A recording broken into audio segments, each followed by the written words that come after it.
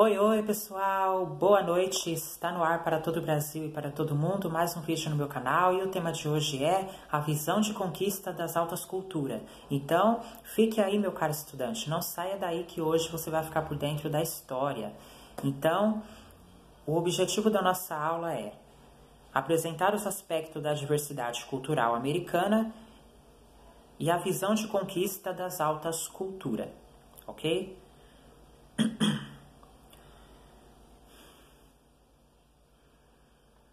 A ocupação do continente americano entre 40 e 10 mil anos atrás manteve sua trajetória lenta e desigual em seu território ao longo do tempo. Ainda no Paleolítico, grupos de asiático penetraram pelo Estreito de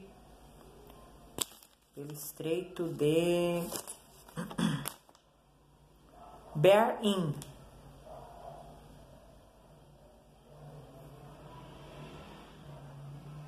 rumo ao sul. A tese mais aceita é a de que caçadores da Sibéria realizaram correntes migratórias para o Alasca e depois para todo o continente. Em 1975 foi encontrado um fóssil de aproximadamente 11 mil anos com características negroides, ou seja, com características negras, que a comunidade científica apelidou de Luzia, tá? Então, essas características negras, a comunidade científica apelidou de Luzia. As pesquisas desde então se aprofundaram com conclusões que sustentaram novas e surpreendentes hipóteses acerca da ocupação do continente. As conclusões a que se chegou são realmente espantosas. Comprovou-se então que os primeiros seres humanos a povoarem o continente americano não eram asiáticos, mas pertenciam a grupos negros. Comprovou-se ainda que esses homens e mulheres chegaram muito antes do que vinham afirmando os defensores de outras teorias. Então, os defensores de outras teorias, eles já tinham uma data prevista. Só que não foi conforme eles imaginavam, né? Que esses homens e mulheres, eles chegaram muito antes, né? Eles chegaram muito antes ao que estava sendo afirmado pelos defensores de outras teorias, né? Em 1990, no sítio arqueológico de Monte Verde, no Chile, descobriu-se uma ocupação de 14 mil anos atrás, também contestando a exclusividade da migração asiática. A despeito da discussão referente à origem do homem na América, é consenso que os grupos vieram em períodos dispersos no tempo, com características de desenvolvimento pouco diversas. A variedade de vida material e cultural na América é o que definiria efetivamente a diversidade das sociedades aqui estabelecidas. Então, o que definiu a diversidade das sociedades, o que definiu a América, o que definiu a América foi a sua vida material e cultural. De uma maneira geral, podemos diferenciá-la em comunidades nômades, seminômades ou de agricultura primitiva em grandes áreas da América do Sul, incluindo o Brasil, a América do Norte e o Caribe. Na Mesoamérica e região andina, algumas culturas tiveram um desenvolvimento mais complexo. Assim, no século XV, quando da chegada dos espanhóis, o continente americano possuía no mínimo duas formações sociais principais e distintas, que no caso é a sociedade de classe, que nós temos os Azteca, os Maia e os Inca, e também as comunidades primitivas. Quando nos deixamos aproximar um pouco mais da vivacidade da cultura indígena americana do Caribe, do Brasil e da América do Norte, nos deparamos com uma infinidade de línguas, expressões religiosas, organizações sociais e política e cultura material distinta.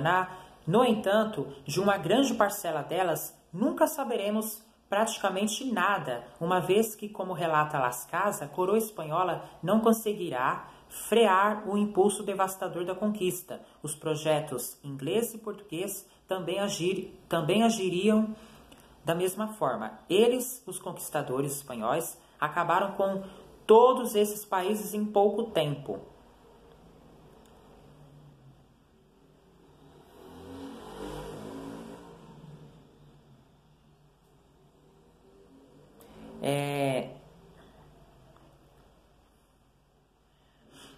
De sorte que não haverá mais índios para habitar a terra, que assim ficará abandonada e sem cultura. Quais são essas terras que os espanhóis, eles em pouco tempo acabarão com todas essas terras? Quais são essas terras que os espanhóis vão acabar com tudo?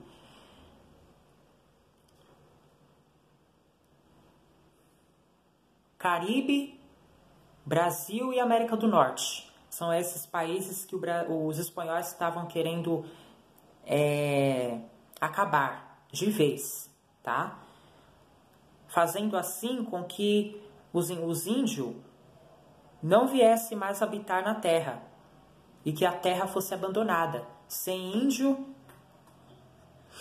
e sem cultura, e que a terra viesse ficar sem índio e sem cultura. A diversidade dos povos ameríndios definiu a atuação dos espanhóis em relação a cada um deles. Os conquistadores se adequaram a cada realidade encontrada, otimizando o processo de conquista. Esse fato, mesmo que de caráter perverso, atesta a eles uma capacidade considerável de compreensão daquela diversidade de leitura dos aspectos sociais e organização política e militar de cada comunidade. Os europeus demonstraram ter notáveis qualidades de flexibilidade e improvisação, que lhes permitem impor ainda melhor por toda parte o seu modo de vida. A imposição do modo de vida ocidental derivou-se para as mais variadas esferas sociais, interferindo decisivamente na cultura, na língua, na economia e na organização política e na religião dos povos nativos. Como discutido na obra de Las Casas, a disciplina e a religiosidade cristã não deixarão de ser aceitas entre as populações subjugadas, mas não conseguiram ser absorvida integralmente pelas contradições que continham. A reação dos americanos nativos diante da invasão espanhola variou, né? Porque os espanhóis eles vão invadir a América, né? O continente americano. Variou consideravelmente de ofertas de aliança a uma colaboração mais ou menos forçada, de uma resistência passiva a uma hostilidade permanente. No entanto, em toda parte, a chegada desses seres, ou seja, a chegada dos espanhóis, desses seres desconhecidos, causou o mesmo espanto não menos intenso do que o experimentado pelos próprios conquistadores. O espanto citado no texto é reflexo do choque de culturas e dotado de uma profundidade especialmente religiosa. O trauma da conquista, como muitos autores escrevem, foi gerado por um conflito não só de expressões religiosas, porque houve um conflito de expressões religiosas, né? Ou seja, os espanhóis eles chegam com a cultura deles, com a religião deles, né? O espanto citado no texto, o espanto dos americanos ao ver os espanhóis invadindo a terra deles. O espanto dos americanos ao ver os espanhóis invadindo o seu território vai causar o quê? Vai causar um trauma para os americanos, porque um povo desconhecido está invadindo o seu território. Então, para os americanos vai causar um trauma. O trauma da conquista, como muitos autores descrevem, foi gerado por um conflito não só de expressões religiosas, tá?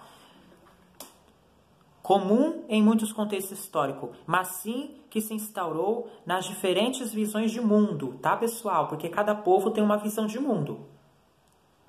Os espanhóis tinham uma visão de mundo e os americanos tinham outra.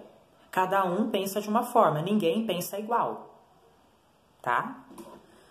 Ambas as culturas não se reconheceram.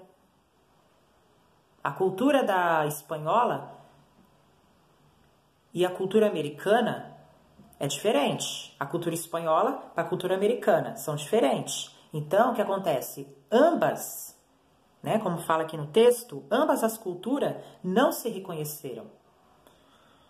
E seus relatos refletiram essas diferentes perspectivas. Indígenas e espanhóis tentam se nortear por aquilo que conhecem ou reconhecem de sua realidade. Essa cruzada civilizatória parecia não encontrar obstáculos éticos e morais na conquista, que afinal não deixava de ser uma tomada de posse. Atitude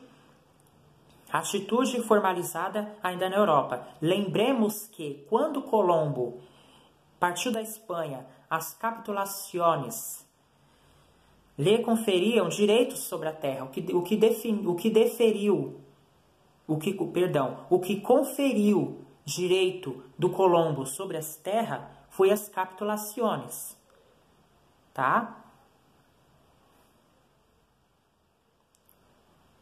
E agentes das regiões ainda por serem descobertas. Os espanhóis chegaram nessa terra e estabeleceram suas certezas. Qual terra? A América, né?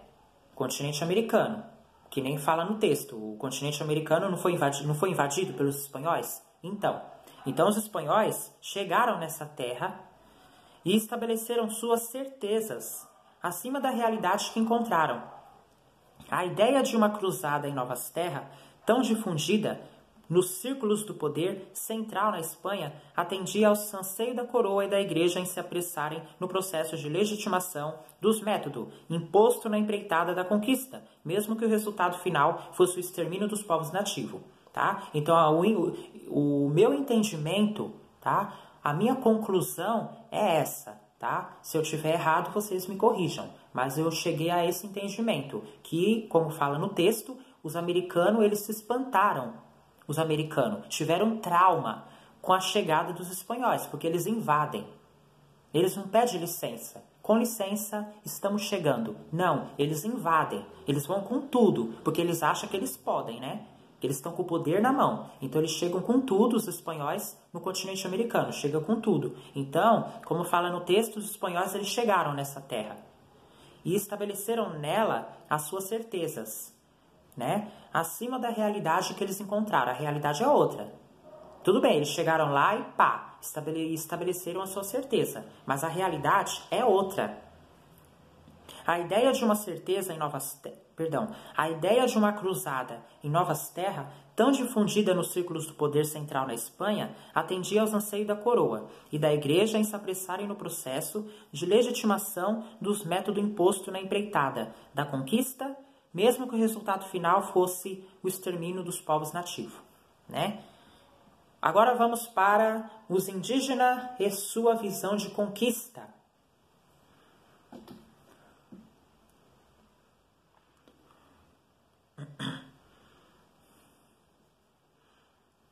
Nesta aula, deixaremos que os próprios indígenas relatem suas experiências sobre o impacto da conquista em suas culturas. Os astecas deixaram escritos vários cânticos, ainda nas primeiras décadas do século XVI, por meio dos sobreviventes dos ataques de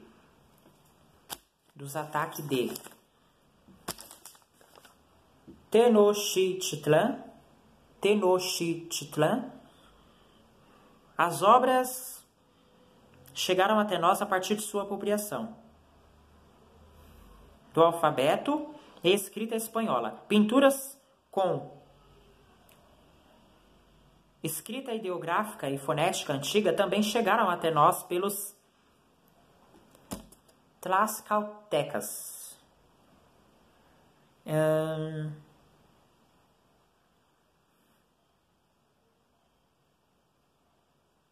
Manuscritos, ilustrações, códices e relatos foram elaborados no longo do século XVI por copistas indígenas e mestiços, registrando suas lembranças pessoais ou memórias coletivas de períodos anteriores, de qualquer forma, sempre como referência de uma própria visão de conquista. Tudo isso formou um conjunto documental riquíssimo em línguas e contextos históricos diferentes. Os relatos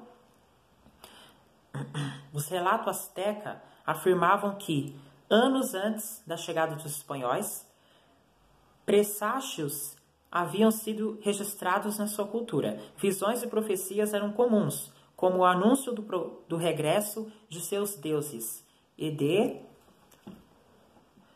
Quetzalcóatl, que é a serpente emplumada. Os astecas eram seguidores do deus da guerra, Huitzilopochtli. Consideravam-se o povo escolhido do sol, numa visão cósmica do mundo com uma missão divina. A invencibilidade que se atribuíam na posição de maior império da Mesoamérica fez com que o impacto da conquista não alterasse somente sua situação política ou econômica, mas sua visão de mundo. Toda a sua espiritualidade estava intrinsecamente ligada também à sua realidade social, política e cultural. Assim, vencido o imperador, os deuses, o poder do sol, tudo passa a entrar em descompasso, como afirmam os astecas no livro dos Colóquios, de 1524. Somos gente simples. Somos perecíveis. Somos mortais. Deixai-nos, pois, morrer. Deixai-nos perecer, pois nossos deuses já estão mortos.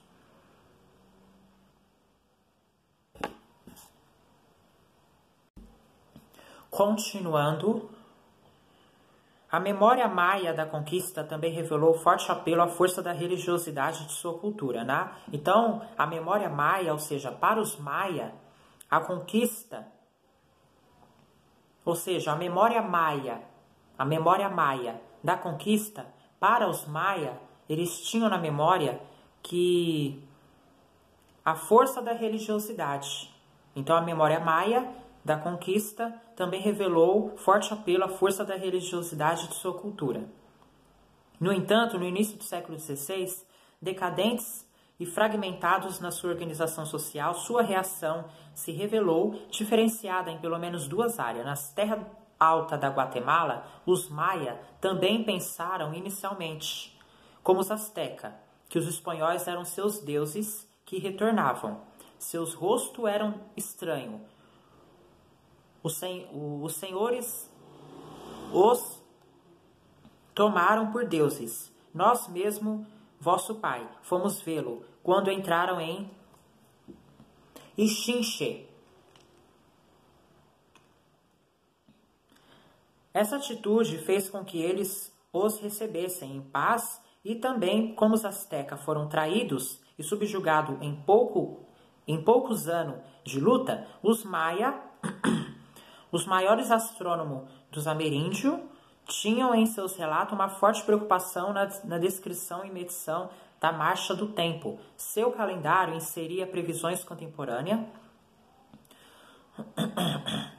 e futuras dos acontecimentos como transcritos em seus relatos. A seguir, há explícita referência à marcação do tempo, bem como uma crítica à contradição entre a ação e a oração do cristianismo. Este é o rosto frontispício de Catum. O rosto do Catum, do 13 Arrau, quebrar-se a rosto do sol cairá quebrando-se sobre os deuses de agora. Cristianizaram-nos, mas nos fazem passar de uns a outros como animais, Deus está ofendido. Quanto aos Maia, na península de Yucatán, não pensaram que os espanhóis eram deuses. E desde os primeiros contatos os identificaram de Zulis, estrangeiros. A região só começou a ser conquistada tardiamente, em 1527 e até 1546. Sua população não fora subjugada. Eles também tinham grande preocupação com o tempo e em suas profecias identificavam o final de um ciclo com a chegada dos Zulis. O debate acerca do fato das profecias terem sido realmente anteriores aos espanhóis pode ser longo, mas de qualquer maneira elas dão sentido e coerência ao tempo maia e sua visão de mundo. Seus relatos assim demonstram sua visão de conquista, comparando dois tempos inconciliáveis, o antes e o depois dos homens de Castela. Então tudo era bom, e então os deuses foram abatidos. Havia neles sabedoria. Não havia então pecado, não havia enfermidade, não havia dor de ossos. Eles, os Zulis, não ensinaram o medo. Vieram fazer as flores murchar para que sua flor vivesse. Danificaram e engoliram nossa flor. Os Inca nos deixaram menos registro da conquista, mas como os Maia da Guatemala e os Azteca pensaram que os espanhóis eram deuses, afinal,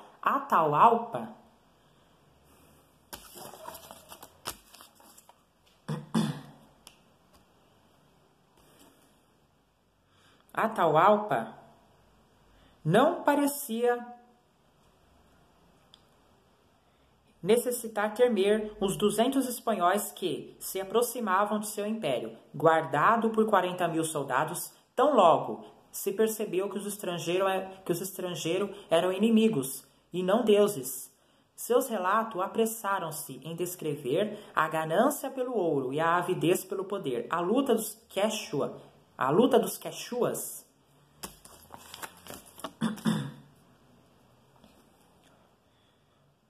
Durou cerca de 40 anos e a derrota se perpetuou na memória indígena de maneira trágica. A justificativa para as causas da derrota foram variadas, mas sempre fica clara a ideia de que, a partir da morte de seus deuses, a convicção do trauma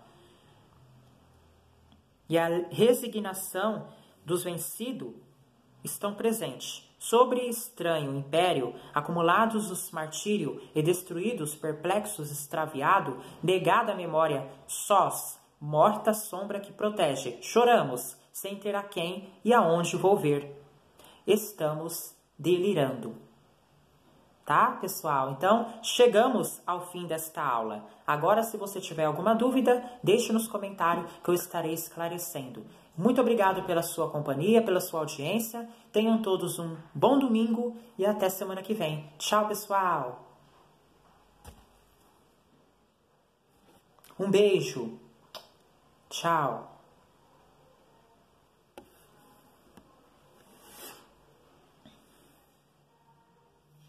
Tchau, pessoal! Até semana que vem!